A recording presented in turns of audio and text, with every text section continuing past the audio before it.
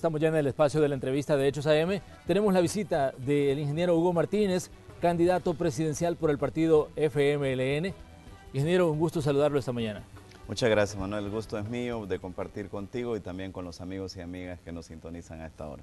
Tras los resultados de las elecciones internas del FMLN se hacen diversas lecturas. Ingeniero, una es que el resultado que usted obtuvo no fue solo que venció a Gerson Martínez en las urnas del partido, sino que también venció a la dirigencia que en determinado momento le había dado su respaldo a él. ¿Qué dice usted? ¿Cuál es la lectura que hace usted como ahora como candidato presidencial de este partido? Bueno, yo no lo pondría de esa manera. Lo que sí evidencia el resultado es que las bases, la militancia del partido requieren una mayor atención, requieren que se les consulte, que se les dé mayor participación, y eso es lo que he venido planteando. Entonces tenemos dos lecciones, una lección a nivel nacional, y por cierto son iguales. La lección a nivel nacional nos dice la gente, miren, nosotros queremos que estén entre nosotros, que vivan con nosotros, que resuelvan los problemas con nosotros, que nos consulten, etcétera. Pero también a nivel interno, la militancia nos dice, miren, nosotros somos los que ponemos la cara por las decisiones del partido y queremos que se nos permita tomar parte en esas decisiones. Por eso es que mi propuesta inicial es de volcarme a las bases del partido y volcarme a la población a nivel nacional para romper con ese problema, con esa deficiencia que se había venido teniendo de que no se tenía suficiente cercanía con la gente, pero que tampoco se tenía suficiente consulta y participación de la base. ¿Qué le dice usted a personas que dentro del mismo partido o dentro del mismo equipo del gobierno dice que no confía en usted? Por ejemplo, la doctora Wanda Piñato decía esta mañana a una radio que ella no votaría por usted porque no confía en usted. Pues no creo que sea una declaración de esta mañana, me imagino que fue una declaración ya de hace mucho tiempo. Ella se ha comunicado conmigo, me ha felicitado, me expresó que fueron sacadas de contexto y que fue producto de una situación de emoción esas declaraciones. Entonces me parece a mí que ahora mismo lo más importante es avanzar hacia adelante, tener todos los respaldos. Siempre dijimos de que se iba a cerrar filas en el FMLN a partir de los resultados, y eso es lo que estamos haciendo. Por ejemplo, yo agradezco y saludo la madurez del compañero Gerson Martínez, que me llamó de inmediato por teléfono y me dijo, mira Hugo, cuenta conmigo para lo que sea, las bases han hablado, esta es la decisión de la militancia del partido y yo voy a apoyar en lo que tú lo estimes conveniente. ¿Cómo va a ser el proceso de escoger a un compañero de fórmula ya con miras al 3 de febrero de 2019, ingeniero? Para mí tiene que ser un proceso en consulta con las bases. Por supuesto, esas decisiones las tiene que validar la instancia del partido que corresponda según estatuto, como es la Convención Nacional, pero debe haber un fuerte contenido de consultas con las bases. Así lo dije durante los encuentros y así lo voy a cumplir. La pirámide de decisiones se tiene que invertir y las decisiones tienen que ir más de abajo para arriba que de arriba para abajo. Pero ¿cuál es la decisión suya como en este caso como titular de la candidatura? ¿Considera usted que se debe escoger a alguien dentro del partido o alguien fuera del partido para que le acompañe en la contienda presidencial? Yo lo que voy a hacer es darle toda la información a nuestra militancia, los números, las perspectivas, las posibilidades, y que sobre la base de toda esa información sea nuestra militancia la que decida quién será la persona que integra la fórmula presidencial. Ahora bien, usted decía ayer en su discurso, luego de conocer el resultado, que se iba a basar en tres ejes: la seguridad, decía, el empleo y la productividad, y también hablaba de otro factor que eran los programas sociales. Sí. Ahora bien, ¿cuál es el mensaje que usted le quiere enviar directamente al ciudadano en esta mañana, hablando precisamente de estos ejes? Bueno, en primer lugar, en seguridad. Hay una gran preocupación de nuestra gente y se están haciendo cosas, pero no se están haciendo lo suficiente ni con la celeridad del caso. Yo no quiero decir, sería deshonesto de mi parte, que vamos a cambiar eso de la noche a la mañana, pero sí pienso que las cosas se pueden hacer más rápido, y mi postulado general en seguridad es el siguiente: vamos a ser duros contra los grupos criminales, pero también vamos a ser duros contra las causas estructurales de exclusión que hay en este país. ¿Qué quiero decir con esto? Que no podemos tolerar a alguien que mata a sangre fría, que le quita el pan de la boca a nuestra gente, pero que también no podemos perder de vista que los niños, niñas que crecen en un ambiente que solo tienen dos caminos: el crimen organizado, que les ofrece dinero fácil, o chantaje, que si no los matan, si no se incorporan, y una sociedad en la cual no tienen suficientes oportunidades. Por eso es que este ángulo de seguridad lo voy a combinar con el tema social y con la generación de empleo. Y para eso he propuesto unos polos de desarrollo en cada uno de los departamentos donde se va a generar empleo, empleo joven, pero con una puerta de salida al empleo muy rápida, que no es necesario que estudien una carrera universitaria y que al final de 6 años no encuentren empleo, sino que una capacitación técnica breve para que tengan su primer empleo y puedan seguir estudiando. Te pongo el caso de la agroindustria. Nuestros agricultores necesitan que se les apoye para agregarle valor a sus productos, que no valen nada y los insumos son muy caros. Ellos dicen gracias por el paquete agrícola, pero no es suficiente. Entonces vamos a capacitar jóvenes como técnicos para mejorar la conservación de los alimentos, para mejorar también el procesamiento de los alimentos y la presentación de los alimentos para agregarle valor a esos alimentos, y tú con eso no solo le estás generando empleo a estos jóvenes, no solo estás contribuyendo a la economía, sino que estás frenando una de las causas estructurales de la inseguridad, que es la falta de oportunidades para los jóvenes. Pero esto, ingeniero, no sería hasta cierto punto reconocer que el partido tuvo fallas en manejar estas áreas en las que usted basaría su candidatura. No, lo que he dicho es que no se ha hecho suficiente. Yo reconozco el esfuerzo extraordinario que se ha realizado, pero la gente nos está pidiendo más, la gente nos está pidiendo resultados más inmediatamente y nos está pidiendo que seamos más drásticos y más claros con estas posiciones. Por eso yo resumo la posición en seguridad en ese postulado: duros contra la violencia, pero duros contra las causas estructurales que la posibilitan o que la originan a través de estos grupos criminales. Ahora bien, ¿qué tanta libertad considera usted que puede llegar a tener en determinado momento para manejar su candidatura? Esto con mira a que hay todavía una dirigencia en el partido que también tiene opinión en todo lo que vaya a pasar de aquí hasta el 3 de febrero de 2019. Sí, bueno, hay un esquema clásico de campaña que se cumple en cualquier parte del mundo. El candidato tiene su estilo, tiene sus decisiones y por supuesto en estrecha coordinación con el partido.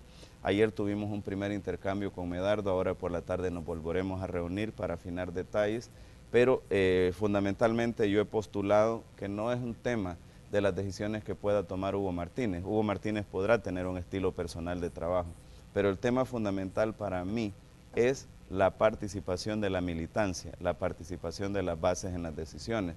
Y fíjate, cuando tú le das esos espacios a la militancia y a las bases, se ven los resultados. En las elecciones internas anteriores habíamos tenido unas participaciones que rondaban el 50% de nuestra militancia. Ahora hemos tenido una participación en la votación de más del 70% de nuestra militancia. Y de esa participación, pues yo saqué prácticamente la mitad de los votos de todo el padrón, no de los que fueron a votar. De los que fueron a votar saqué alrededor del 70%. Entonces, ¿qué quiere decir esto? Que cuando le das oportunidad a la militancia, ellos están dispuestos a participar. Pero si no les das oportunidad, pues lo lógico es que se repliegan, que se quedan en casa y que no participan de las actividades que no solo son importantes para el partido, sino que también son importantes para el país. Ahora bien, entre los análisis que se hacen esta mañana está la posibilidad de que su candidatura en determinado momento podría ser golpeada por las posiciones asumidas por la dirigencia ante situaciones no internas, sino a nivel externo. Lo que pasó con Nicaragua, lo que estuvo pasando con Venezuela, en determinado momento a usted le tocó salir, a enfrentar la situación, y de hecho en este mismo espacio hablamos de esta situación. ¿Qué le dice usted a esos que piensan de que en determinado momento puede, digamos, afectar a su candidatura las decisiones y las posiciones asumidas por el partido? Les digo que vamos a ver con mucha prudencia y con mucha comunicación cada una de esas posiciones. Mi posición en política exterior ya la conocen, es una política exterior abierta al mundo, sin ataduras ideológicas y sin alineamientos, ¿verdad? Y de aplicar los estándares que aplicamos para un país, aplicarlos para otro país, siempre respetando los principios de la Carta de Naciones Unidas. Entonces pienso que en este proceso y en el próximo gobierno va a caracterizar nuestra política exterior una palabra que se llama prudencia. Ahora bien, ¿qué esperaría usted de la dirigencia del FMLN hacia la candidatura de Pues Hugo lo que Martínez? espero es lo que me dijeron ayer, toda la colaboración. Me dijeron ayer, cerramos un capítulo, cerramos el capítulo de las internas y ahora nos ponemos en función de Hugo Martínez, nuestro candidato a la presidencia. Y me gustó mucho que se apropiaran de eso, de tal manera que podamos ya hablar de que hemos cerrado filas como partido. El secretario general me ofreció toda su colaboración. y estamos previstos para reunirnos hoy por la tarde para afinar detalles en esa dirección. Ahora bien, ¿cómo esperaría usted revitalizar al FMLN considerando los resultados de las elecciones del 4 de marzo? El partido pasa de tener 31 diputados a tener 23 en la legislatura que recién acaba de comenzar. Para muchos decían, bueno, que el FMLN estaba en serios problemas tras el 4 de marzo. ¿Cómo esperaría usted revitalizarlo para llevarlo a una elección presidencial? Sí, estaba en serios problemas, pero ya se empezó a revitalizar. Lo primero es la participación masiva de la gente, no solo en la votación de ayer, sino en los encuentros que realizamos, en las actividades que realizamos cada uno por separado, y entonces eso ya es un primer paso. No es el único paso, es el primer paso, el primer peldaño de una serie de peldaños que tenemos que ir asumiendo, y para mí lo más importante y la palabra clave es respetar, escuchar la opinión y la decisión de las bases del partido a nivel interno, respetar y escuchar la opinión de la gente y estar con la gente a nivel nacional. Lo he venido diciendo, entre más cerca de la gente estemos, más posibilidades de victoria tendremos, entre más lejos de la gente estemos, lamentablemente tendremos menos posibilidades de victoria. Vamos a ir a una pequeña pausa comercial. Les recordamos que esta mañana estamos conversando con el ingeniero Hugo Martínez, candidato a la presidencia por el partido FMLN. Volvemos.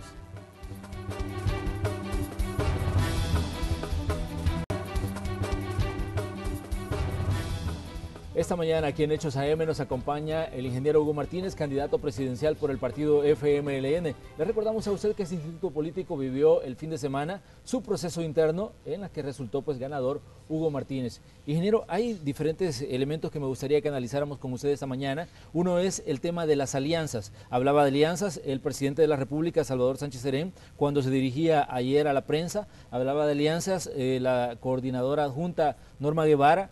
Pero ¿qué tanto, digamos, tiene alcance tiene este tema de las alianzas en el FMLN con miras ya a una elección presidencial? Bueno, yo he venido diciendo claramente que necesitamos una amplia alianza y que el FMLN debe comenzar por recuperar esa alianza histórica que tenía con los sectores y que se debilitó, pero que debe de construir una alianza mucho más amplia.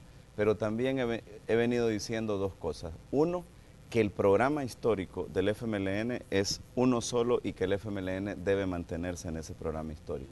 Y la segunda cosa que he dicho es que los límites de esas alianzas, es decir, hasta dónde llegan esas alianzas, lo tiene que definir la militancia, la base del partido. Otra vez, nosotros le vamos a dar la información, cuáles son los números, necesitamos 1.500.000 votos, etcétera, y sobre esa base nuestra militancia tiene que decidir, tiene que recomendar con quién nos aliamos, con quién no nos aliamos, siempre prevaleciendo esa identidad con el programa histórico del FMLN.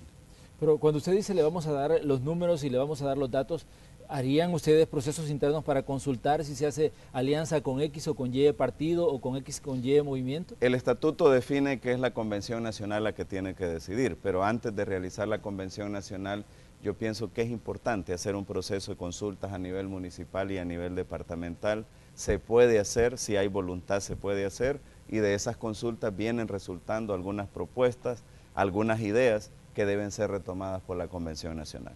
¿Y estas alianzas pasan por el movimiento Nuevas Ideas? Pasarán por donde digan las bases del partido y llegarán hasta donde digan las bases del partido.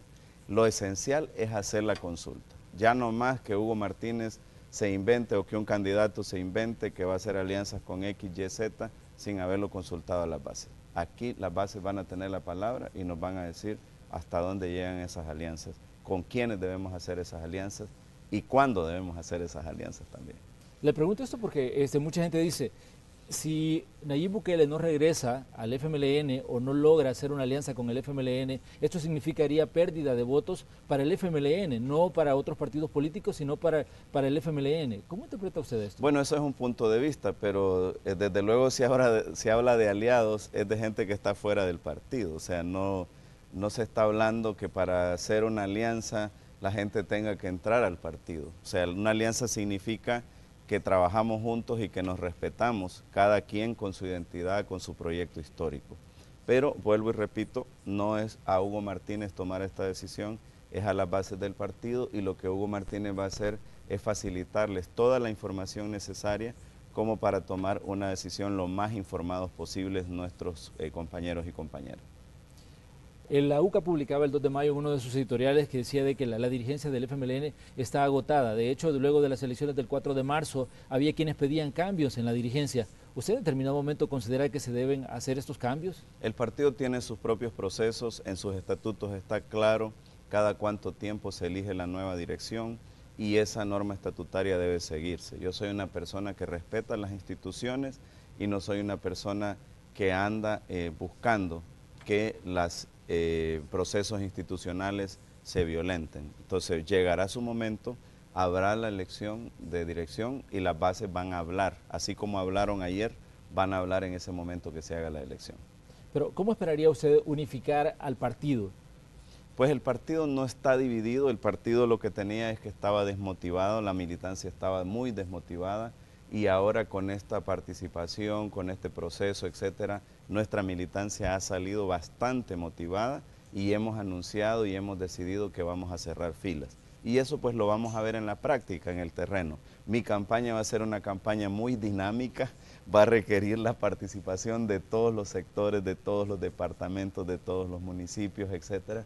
Así que cosas que hacer para la militancia, para la dirección del partido, habrá en esta campaña y yo creo mucho en ese postulado de los 70, de los 80, que la unidad realmente está en la acción.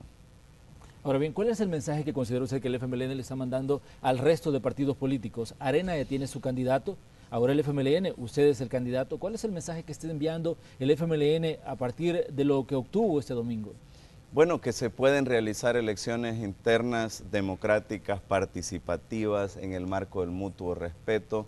Si tú ves en términos porcentuales la participación que tuvo la elección del Partido Arena y la participación que tuvimos nosotros, hay una gran diferencia. A ellos llegó a votar mucho más abajo del 50% de su padrón, en nuestro caso llegó a votar más del 70% de nuestro padrón y eso envía un mensaje de que el FMLN cuando decide hacer las cosas las hace bien y este proceso electoral interno ha salido impecable, no solamente porque se han respetado las reglas, sino también porque la militancia ha respondido y ha participado activamente. O sea, hay una gran diferencia, como te digo, en cuanto al porcentaje de afiliados que participaron en la elección de Arena y el porcentaje que participaron en mi elección.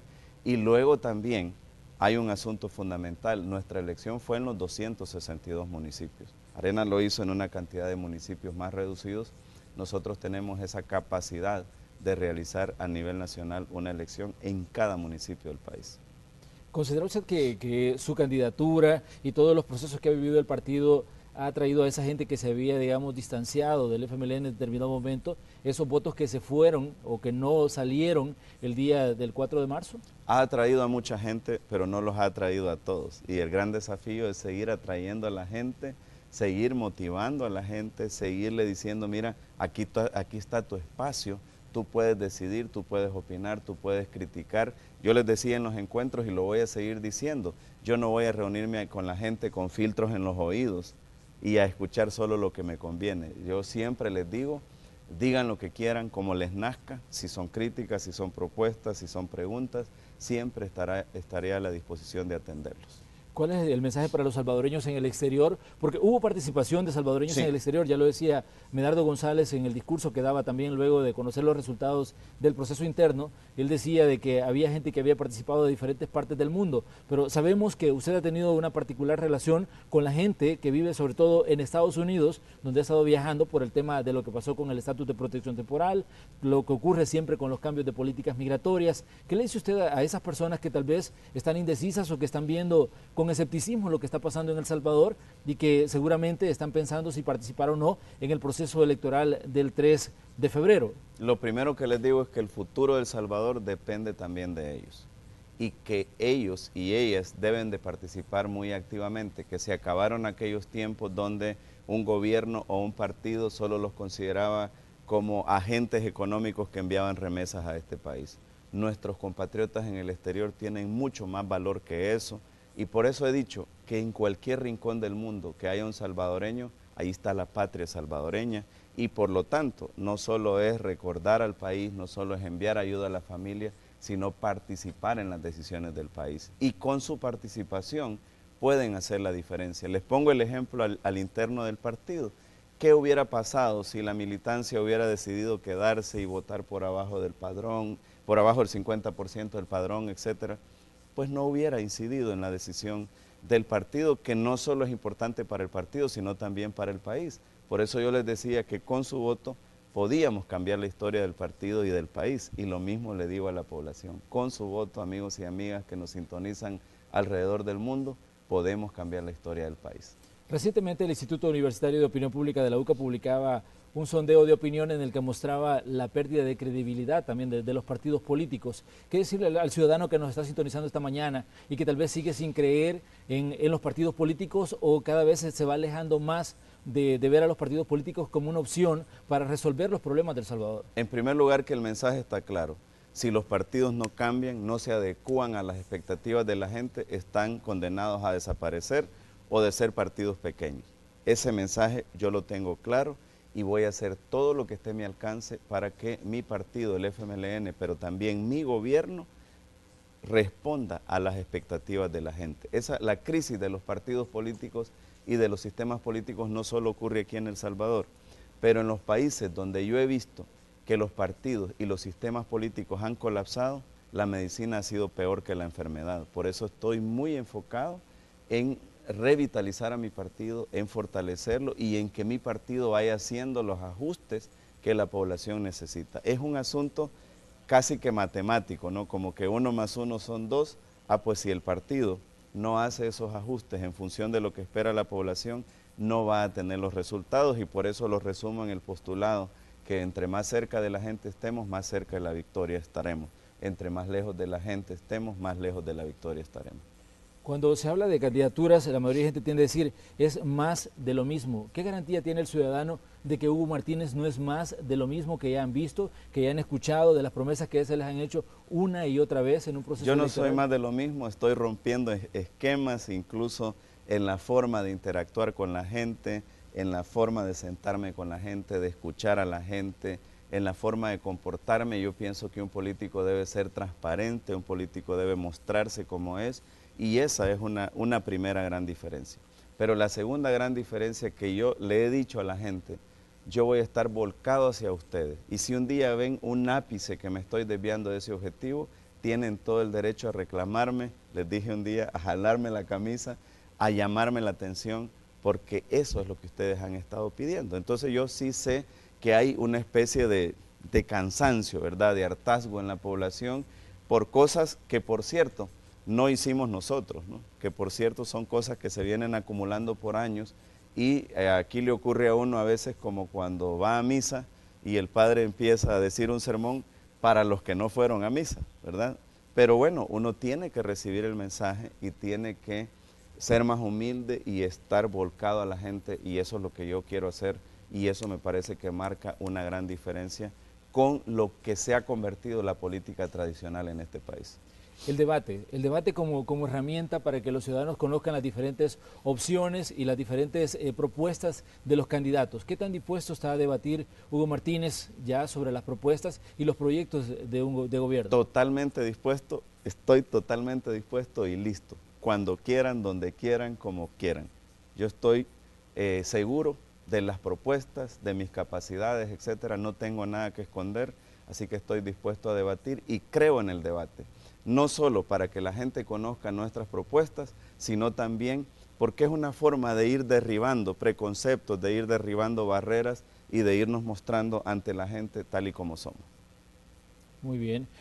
Tengo entendido que usted se reúne hoy con el presidente de la República también. Sí, vamos a reunirnos con el presidente para definir ya mi salida definitiva del Ministerio de Relaciones Exteriores. Lo digo con dolor en mi corazón porque le tengo mucho amor, no solo a esa Cancillería, sino a todo el equipo de trabajo que me ha acompañado, pero todo sea para bien, todo sea para una tarea mayor que confío en Dios, que Dios tiene predeterminada para mí, y pues con el presidente vamos a hacer ese intercambio para la transición. Yo tengo que dejar la Cancillería esta misma semana y lo voy a hacer lo antes posible, para dedicarme de lleno a este trabajo que, como te decía, es volcarme a la población, volcarme a las bases del partido, y estoy ya listo y dispuesto y trabajando en esa ruta.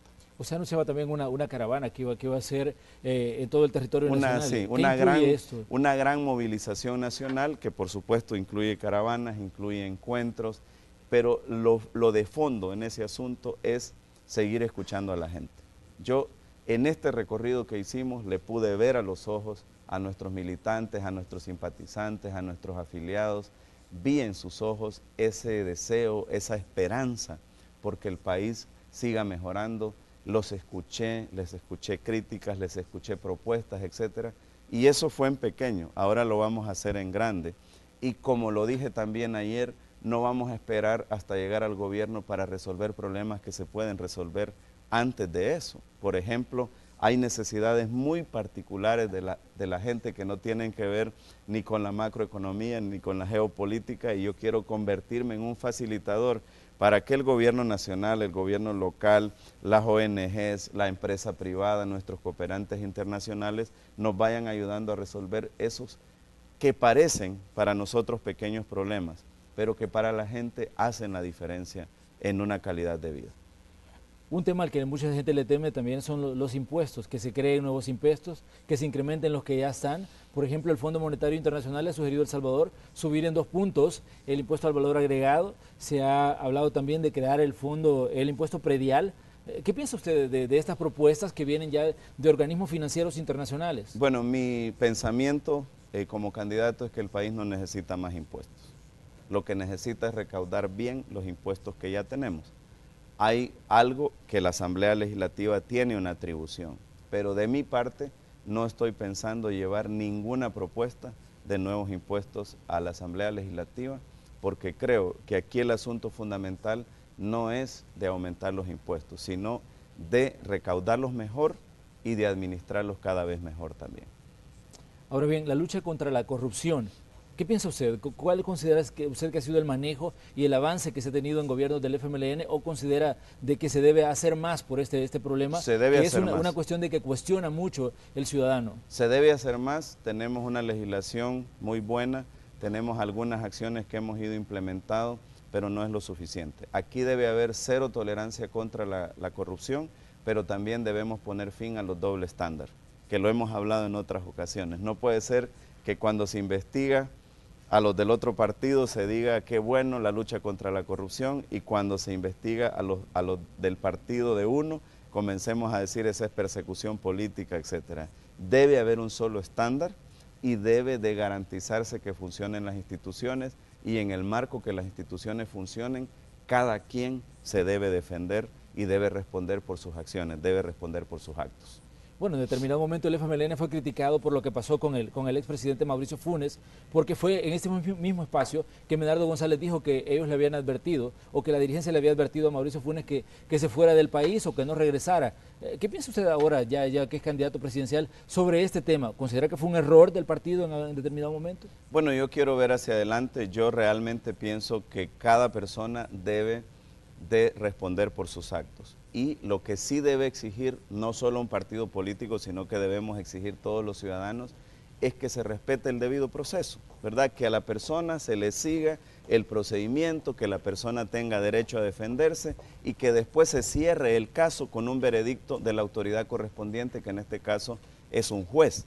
Lo que me parece a mí que está un poquito fuera de control es que cada uno de nosotros nos queremos convertir en jueces, ¿no? Entonces sale un caso y empezamos a condenar o a absolver públicamente, y eso no nos corresponde a nosotros, le corresponde al sistema de justicia, pero sí le pido al sistema de justicia, a la fiscalía y a los jueces mayor celeridad en los casos. No podemos tener miles de casos abiertos, no se cierra ninguno, todos seguimos hablando de todos los casos, y lo más importante sería ya de una vez y por todas decir, vaya, aquí en este caso se encontró a esta persona culpable por esto y se le condena a tal cosa. En este caso no se encontró culpable y se absuelve, ¿no? Entonces ese tipo de cosas son las que se tienen que hacer con mayor celeridad, porque eso frena las especulaciones y le da mayor certidumbre a nuestro sistema judicial. Ahora bien, me gustaría también que usted me diera un panorama de cuál considera que debe ser la relación, en este caso, del FMLN con el sector empresarial de El Salvador. ¿Cuál considera usted que va a ser la relación entre Hugo Martínez y el sector empresarial salvadoreño, en este caso, el representado en la Asociación Nacional de la Empresa Privada? Tiene que ser muy fluida, así como con todos los sectores. Yo tengo mi mano extendida para trabajar con todos los sectores, con todos los salvadoreños y salvadoreñas, estén agremiados o no estén agremiados. Y también para trabajar con la cúpula del sector empresarial. Sin embargo, siempre he dicho que es necesario dejar las banderas políticas a un lado, sobre todo si se trata de una gremial empresarial. Porque no lo he dicho yo, lo han dicho muchos analistas, en algunas ocasiones esta gremial, sobre todo cuando Arena estaba en crisis, tendía a sustituir en los planteamientos políticos al partido Arena. Por eso es bueno que el sistema político funcione y que los partidos existan y jueguen su rol y no haya otras instancias, ni una organización gremial, ni un sindicato, etcétera, que sustituya el rol de los partidos políticos. Si sabemos entender eso y estamos dispuestos a tener un diálogo respetuoso entre la cúpula de un sector empresarial y el FMLN, el candidato del FMLN y el futuro de gobierno del FMLN, lo haremos con mucho gusto. Yo he dado muestras en la práctica que puedo entenderme con la persona de la comunidad más humilde de este país, con el empresario con más recursos en este país y con el líder mundial más poderoso a nivel del globo terrestre. Muy bien, ingeniero, le queremos agradecer que haya estado con nosotros esta mañana. ¿Qué le dice usted a quien dice que usted llegó a la candidatura a brincos? Pues que eso demuestra la energía que tenemos, demuestra que los políticos debemos de ser transparentes, que debemos mostrar nuestras emociones, somos seres humanos también, y realmente ese fue un momento muy emotivo, de mucha emoción, y vamos a dar un salto por la victoria. Bueno, y cerramos nosotros la entrevista de esta mañana. Gracias por habernos acompañado. Vamos a ir a una pausa comercial y cuando regresemos tenemos más noticias.